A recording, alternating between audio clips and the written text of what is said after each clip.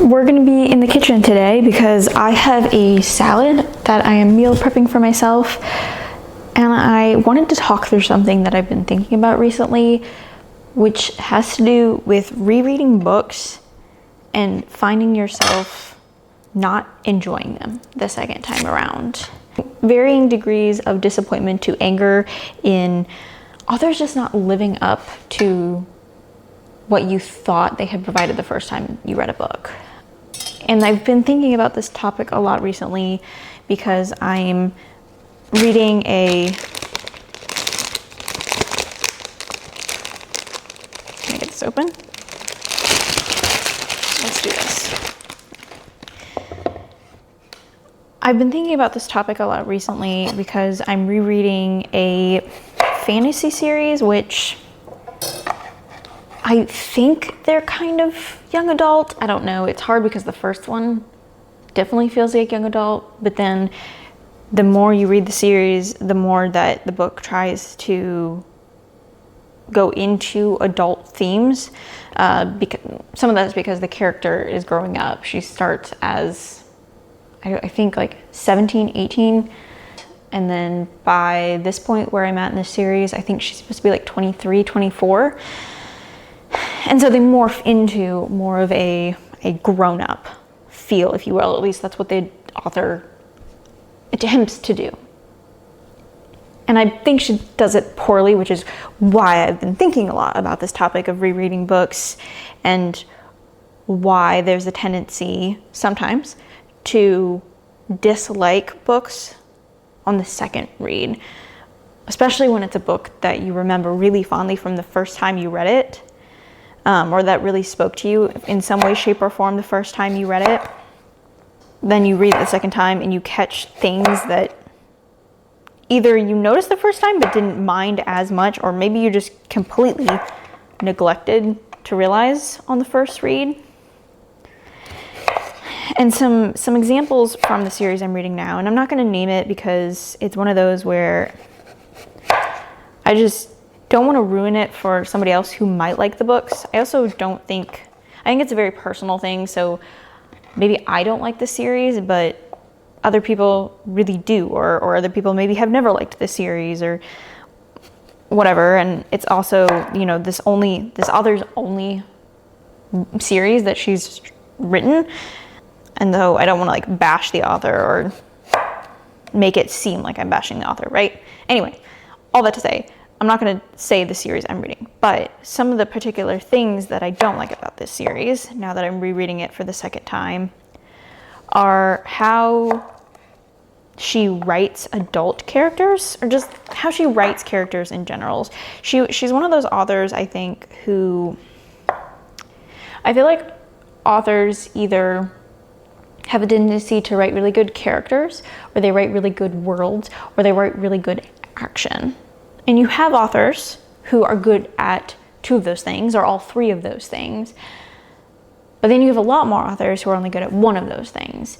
And she definitely falls into more of being a good action writer versus a character writer or a world writer. Even though it's a fantasy novel, a fantasy series, the world itself is like very traditional fantasy, in the sense that like it has more of a Middle Ages feel, if you will, to it, right? We have knights and ladies and lords and kings and queens, so it's very, I don't know, old England, if you will, and not very original, right? In the fantasy aspect of it. Even the magic system is very straightforward. Like there is no science to the magic, if that makes sense. There's nothing more than like you have it or you don't have it, and it just, no one really understands it. And some of that is explained away because people are afraid of magic, and if you at all have any experience with it, or even if you are a magic user, it's very hush hush, and nobody knows a lot about magic or the magic system in the world because of the fact that it's taboo. And so a lot of the writings and the history of it and the use of it are gone from the world. And I think, it allows the author to get around adding more detail to the magic system, which is fine. Like, that's fine. If you don't want to spend a lot of thought developing a magical system, it's not for everyone. But that's just why I say that she's definitely not a world building author. But what I find interesting about her books is I wouldn't consider her a very good character author, but she tries to write as if she's a character author when she's actually an action author. And so you spend a lot of time with characters and a lot of time kind of like just doing day-to-day activity with characters, but instead of it being an opportunity for you to get to know the characters better and really relate to them and understand their inner world, it becomes an experience where you're just waiting for the plot to move along, especially with the book I'm on now, which is book 5 in a series of 8 at this point. And it just drags. And I'm forcing myself to get through it because she just came out with book 8, and I'm rereading because I want to read book 8. And so I'm just pushing through it, but it definitely feels like walking through, I don't know, what's the word I'm looking, like a bog, quicksand, whatever. Really, whatever the phrase that I'm looking for, the word that I'm looking for, it's just really slow getting through it. And some of that, like I said, is because she's writing from characters when really what she's primarily focused on and good at writing is action. Some of it is also because she struggles with pacing.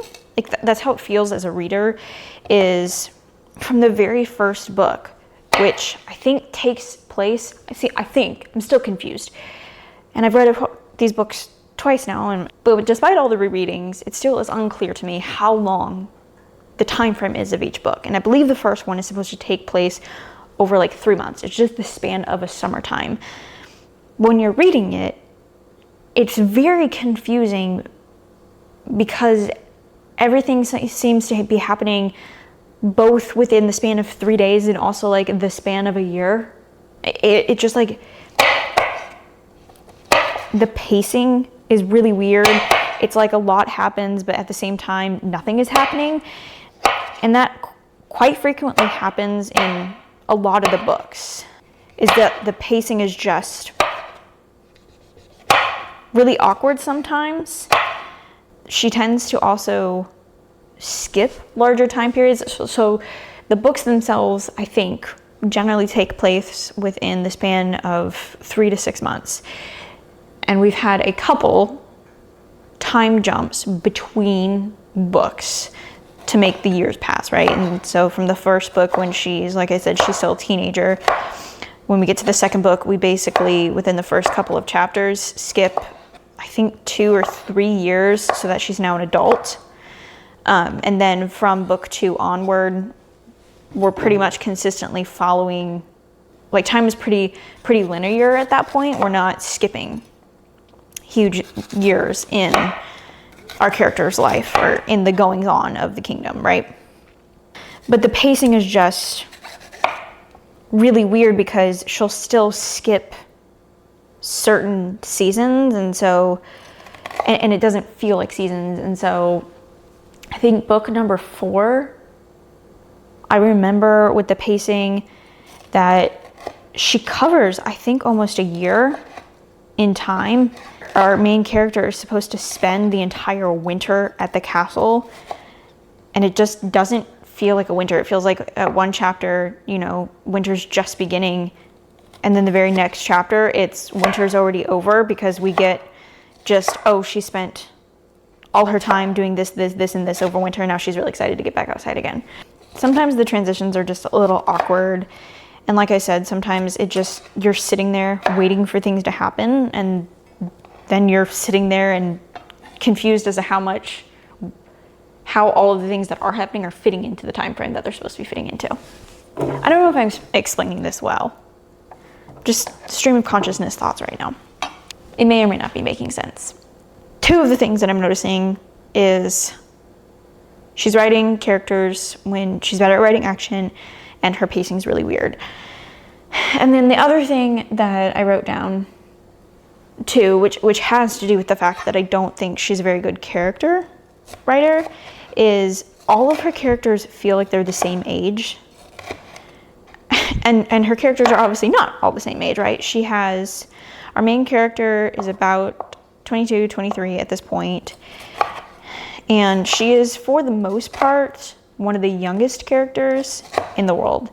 We do get, in passing, some other characters who are younger than her.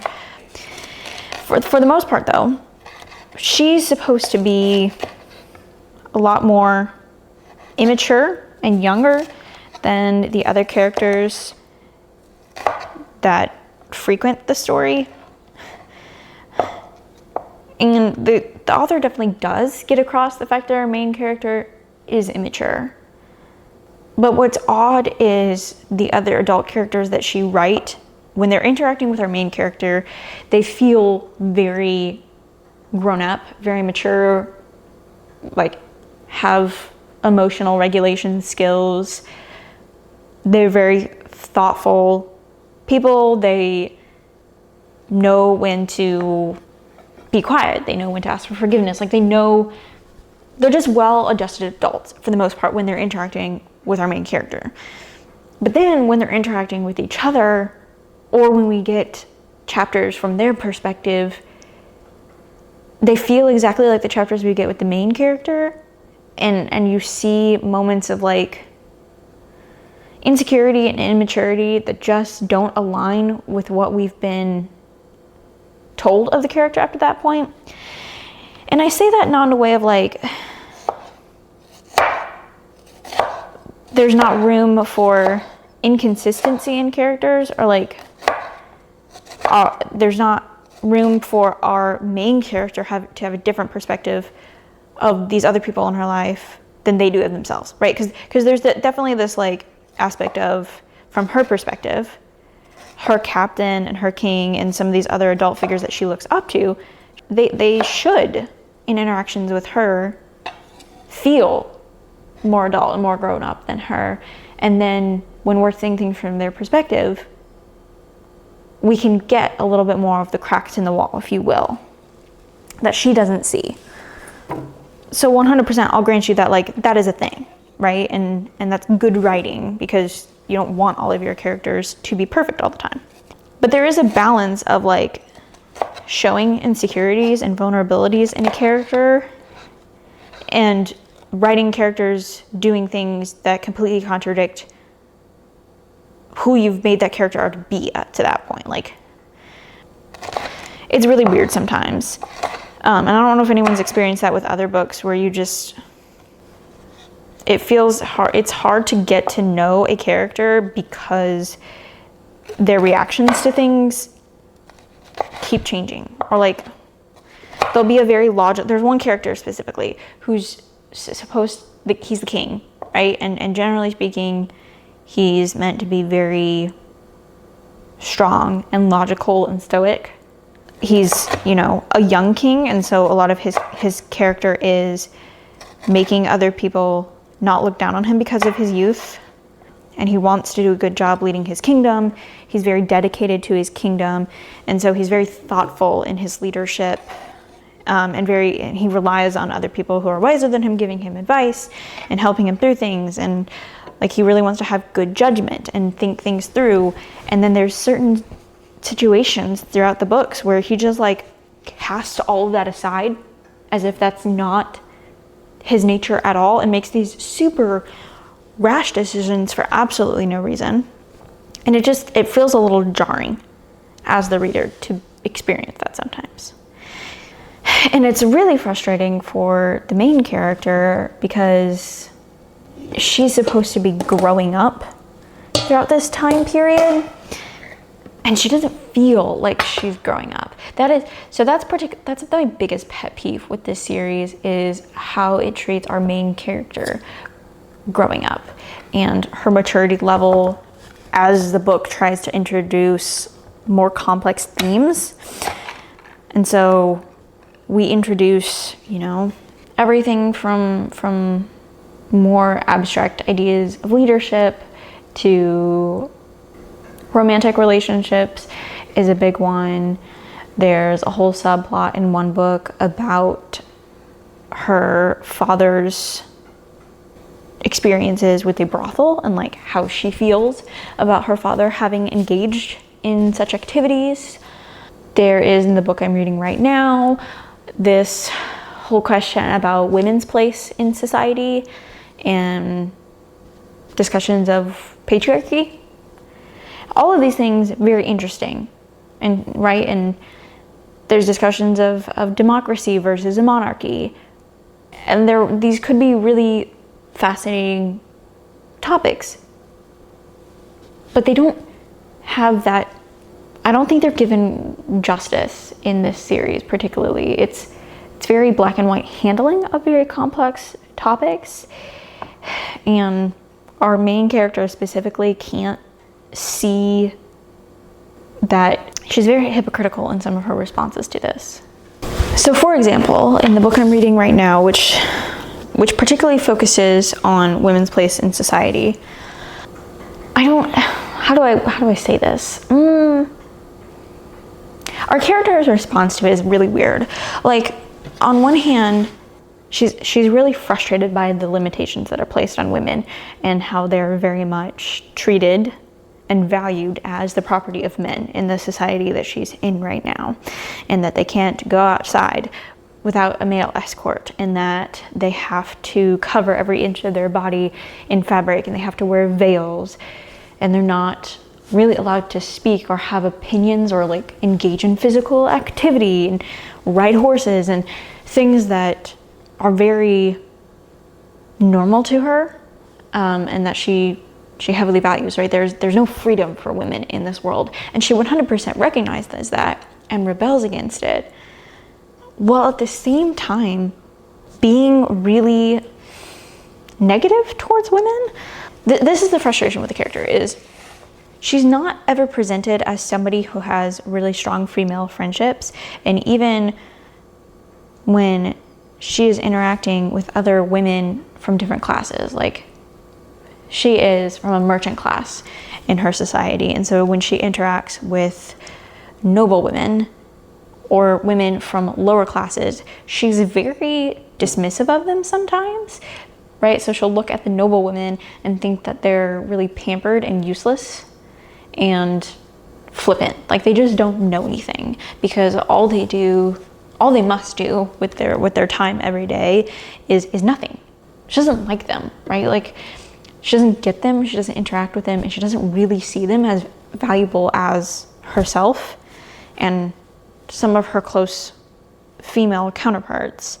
And then women who are not in her same class, like the women that she meets at this brothel, women who have come from really hard times and are now just making a living, she looks down on them quite significantly. They are very beneath her in her mind, and a lot of that has to do with the trade that they're engaged in, but a lot of it also has to do with the fact that they've just chosen different things than her, and she doesn't like the things that they've chosen.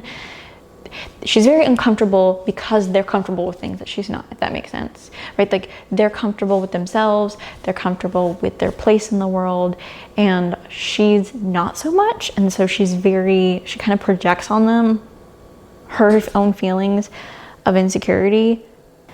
It's jarring, right? To go from her being extremely dismissive of other women in her life to then be placed into a situation in which women are demeaned by all of society, and all of a sudden she's not okay with that.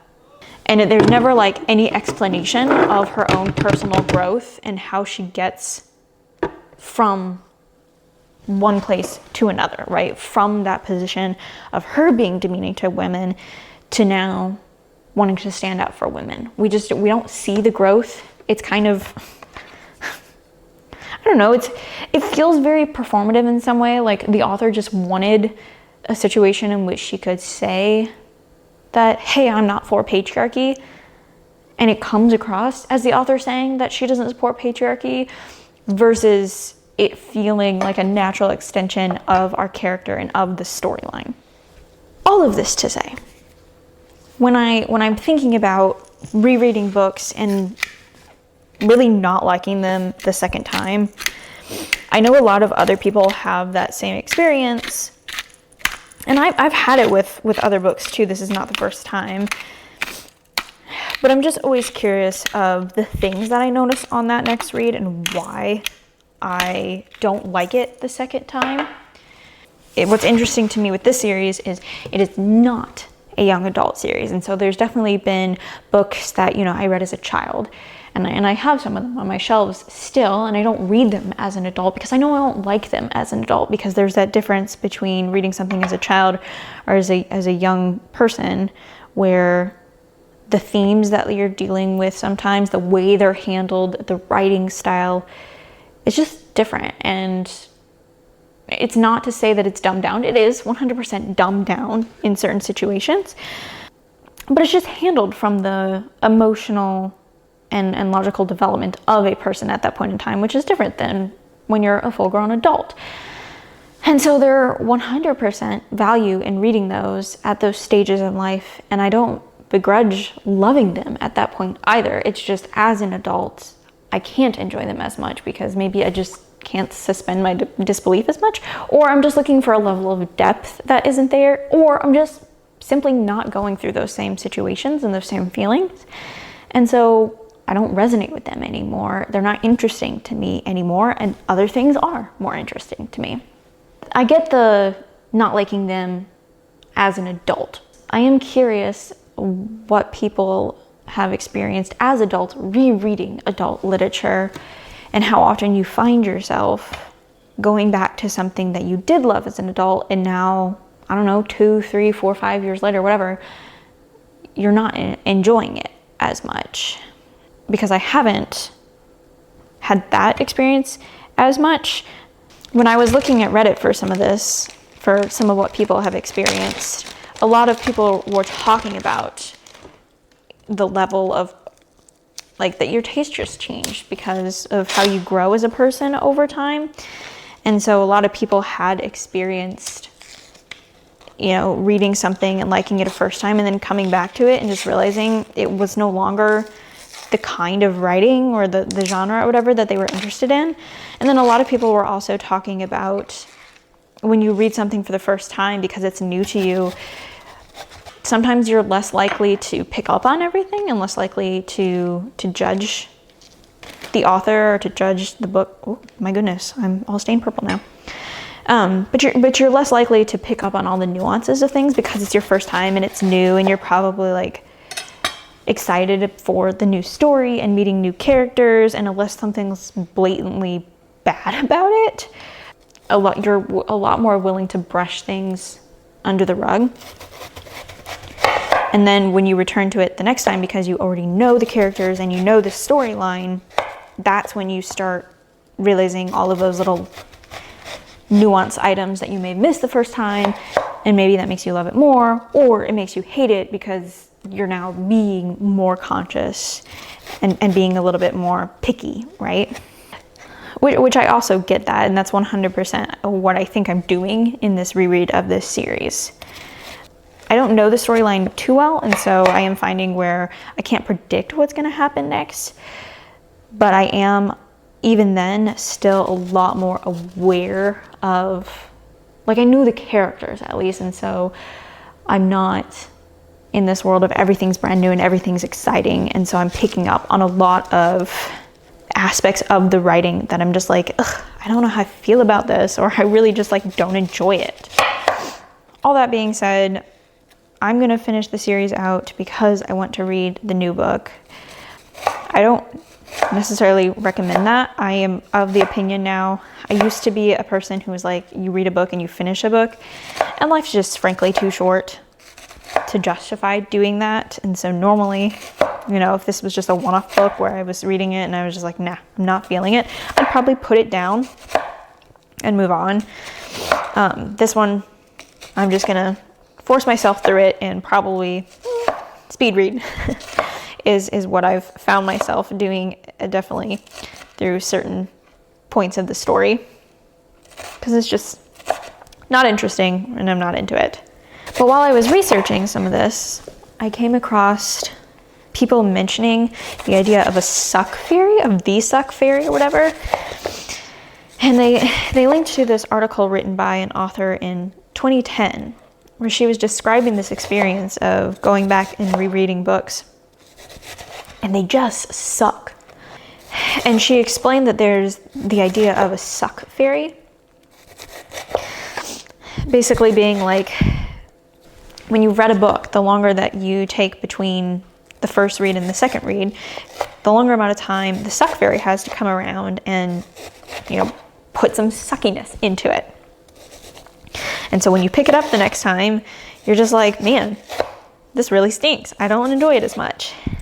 And she says there's a lot of versions of the suck fairy, right? There's like, the metaphor fairy or whatever, which is when you reread a book and realize, like, I don't know how many Christian allegories it has. Something like Narnia, right, is the classic example. And then, of course, there's like misogynist fairy. So some of the funny ones were like the black character, the black best friend character always dies or something. Or like gay best friend, right?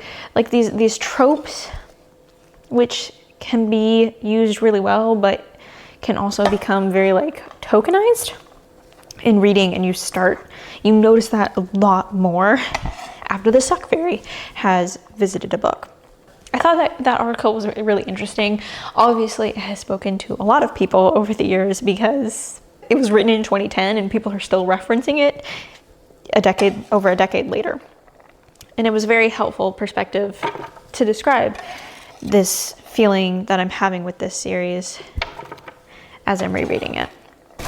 I'm realizing as I'm doing this, it's taking me far too long to make this salad because I just keep rambling on and on and on and on, and it just makes me really slow at cutting things up. And so I have to keep stopping my camera and actually cutting the next thing for the salad and then turning my camera back on to film. I'm gonna wrap up here because I've been rambling for far too long, and I think you all have gotten the gist of my thoughts. At this point, I am curious, like, what other people's experiences have been with rereading. I'd love to know in the comments if you have this experience and you tend to make yourself finish the book, if you just put it down. Like, I'm curious too of, do you hold on to books that when you reread, you find that you don't like them as much? I say that one specifically because I do have a lot of books on my shelf. They're books I used to love, and I just know I'm not gonna like them as much as an adult, and so I'm probably never gonna read them again. So is it just wasted space to keep them just for the sake of nostalgia? I'm curious. Some of that is because I will be moving soon from this place and significantly downsizing, so I'm gonna have to get rid of a bunch of stuff, and maybe that means that I need to consider just letting go of books that I know I'm not gonna read again. Let me know in your thoughts. I'm curious what y'all's experience has been, and I'm gonna stop rambling here, finish the salad, and then chat with y'all in another video. Thank you so much for watching. Don't forget to subscribe and drop me a comment.